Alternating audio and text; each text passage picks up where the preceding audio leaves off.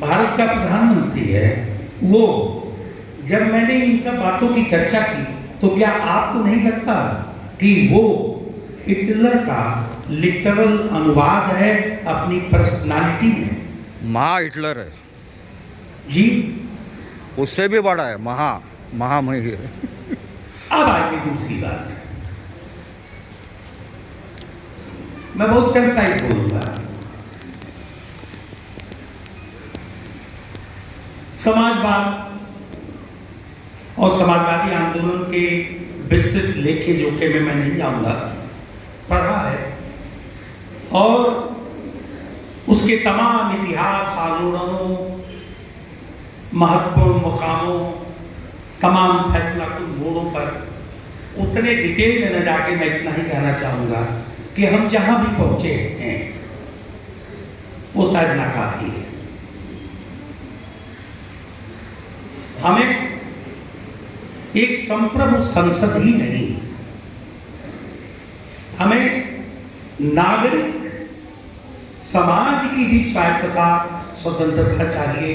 सारी सांविधानिक संस्थाओं और जैसा कि प्रोफेसर साहब ने कहा, शशांक शेखर जी ने, तो हम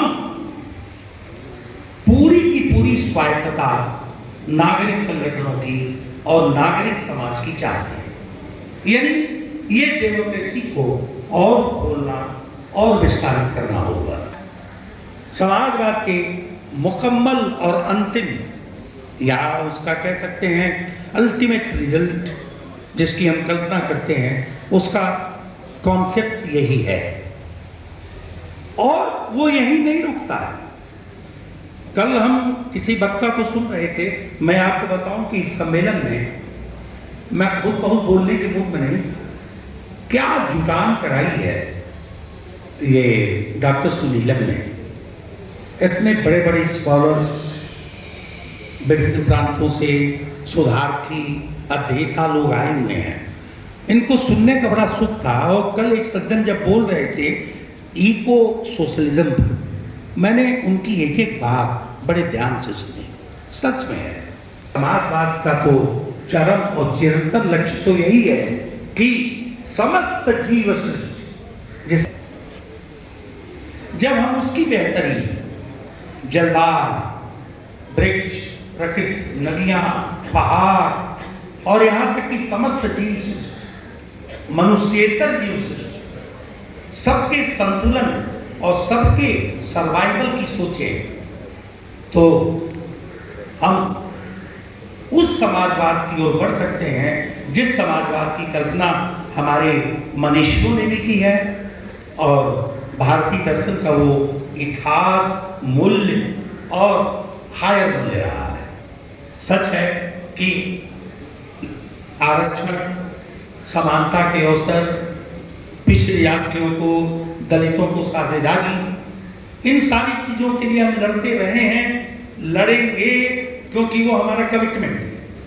लेकिन इससे आगे बढ़ हमें प्रकृति के लिए, हमें समस्त जीव सृष्टि के लिए भी एक ऐसी संरचना खड़ी करनी है जिससे जो कारपोरेट लूट और कारपोरेट उत्थानवाद, तो दोस्तों लड़ाई मुश्किल है, लेकिन हम लड़ेंगे और वो गट्ठा आगे बढ़ेंगे, क्योंकि यह सरकार पूरी तौर पर केवल मुट्ठी भर 2% या 3% लोगों की सुनहरी सुबह के लिए काम कर रही है। और इसने जो सबसे खतरनाक काम करना शुरू किया है, हमारे रिसेंट पास्ट को देना चाहते हैं। ये समरसता की सारी निशानियां मिटा देना चाहते हैं। ये इतिहास ध्वंस कर रहे हैं, इतिहास की संसाधना कर रहे हैं, नए सिरे से इतिहास लिख रहे हैं। और वो इतिहास क्या है? मिटको को इतिहास बना रहे हैं। गप है। आपको बताऊंगा, क्योंकि समय नहीं है यहां, मैं खत्म करने जा रहा हूं। एक बीबी कातिकर हैं, वो इतिहास में कहानी लिखते हैं। वो कारागार में शिवाजी, छत्रपति शिवाजी महाराज और सुभाष चंद्र बोस जी को एक साथ बैठा हुआ दिखाते हैं और बताते हैं कि उनमें कैसे बातचीत होती है। कल वो ये भी कह सकते हैं कि शहीद आजम भगत सिंह को क्रांति की प्रेरणा सावरकर से मिली, वो कुछ भी कह सकते हैं। उनका काम उस सारी तहजीब को नष्ट कर देना है, हमारी स्मृतियों को नष्ट कर देना है, हमारा इतिहास नष्ट कर देना है। और उसके बाद नंबर आता है, इन्हीं से तो लोकतंत्र बनता है। हमारे आपके सभ्यता मूलक संवाद और हमारे परस्पर संवाद से ही तो लोकतंत्र बनता है। वो सब ये खत्म कर देंगे। तो दोस्तों, केवल आज की मैं अपनी बात इसके लिए केवल खत्म कर देना चाहता हूं कि पहले तो हम इस आतताई सरकार को हटाएं। इंडिया गठबंधन की सरकार मरकज में भी, राज्यों में भी आए, इसके लिए हम काम करें। सबसे पहले इस आतताई सरकार को हटाना है और इसके लिए हम प्राण बल से लगेंगे। उसके बाद हम किसी सैद्धांतिकी पर और किसी शुचिता और सैद्धांतिक शुचिता पर बात करेंगे। उसका समय अभी नहीं है।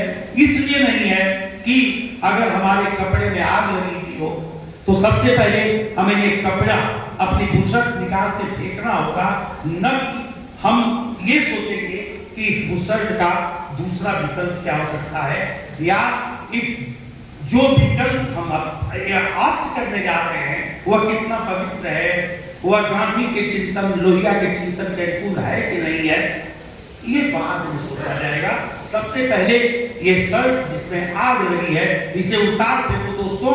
और यह समय है जब चाहे वो कम्युनिस्ट हो, सोशलिस्ट हो, अम्बेडकराइट हो, जो भी हो, जो प्रगतिशील है, बिरसाइट, जिसके अंदर बदलाव की और मुक्तिकामी चेतना काम कर रही है, जिसके अंदर तड़प है और जो चाहता है कि ये सूरत बदले, उन सबको जोड़ो, उन सबको साथ लाओ।